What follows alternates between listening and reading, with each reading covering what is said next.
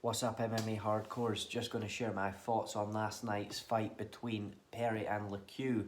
Absolutely crazy fight and an amazing fight for the division.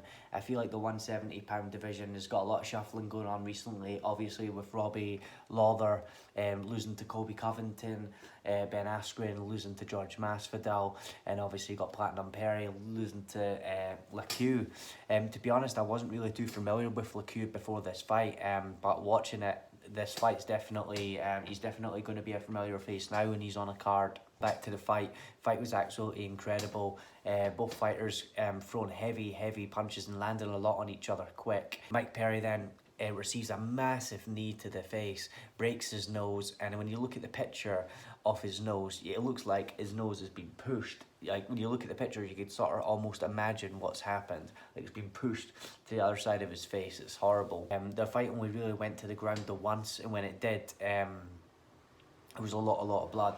Mike Perry ended up in Luque's guard, and Luque went for this guard guillotine, started squeezing on Mike Perry's head, and I don't know if you've ever had like a cut on your finger or something like that, but if you squeeze it, you can sort of see all the blood coming out. That's kind of what it was like, but with Mike Perry's head. When he was squeezing, you could just see all the blood pouring out of his face, and there was a massive pool of blood on the canvas of the octagon. But this was like for a solid, I don't know, like 15-20 seconds. But I was watching it like, man, I didn't know what to expect. I didn't know if the referee was going to have to intervene to check the cuts, but it was when the choke was on, so it would have been so controversial. I didn't know if they were going to stop it, if he was going to feint. But when he finally got his head free from the guillotine, the audience, you could hear the reaction, you could hear how engaged they were in that, and it was really cool. One of my favourite moments in the fight was when he got his head free from that guillotine, and that was amazing. They both showed amazing heart, amazing skills. Both strikers, very close fight. It was a split decision. Yeah, but Mike Perry's nose, that is a mess. That is a mess. That's probably one of the worst broken noses I've ever seen in MMA. And obviously, I don't want the narrative to be, oh, how tough is Mike Perry from this fight? Because of course he is a really tough guy. They're all tough guys in the UFC. The narrative should be how amazing his opponent was.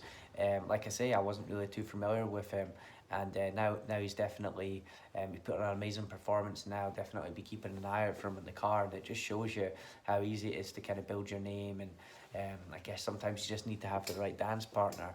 Mike Perry always comes to throw down, and that's one of the reasons we love him, and I hope he has a quick recovery. I still like to see him fight Darren Till. I still think that would be a really good fight. I